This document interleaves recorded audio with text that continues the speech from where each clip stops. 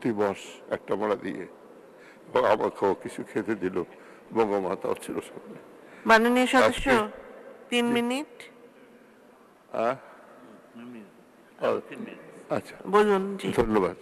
আমি তখন মানে বঙ্গবন্ধু আমাকে বলল যে তুই ঘুরে আস হজ করে, আমি একটা নতুন পদ্ধতি দিব।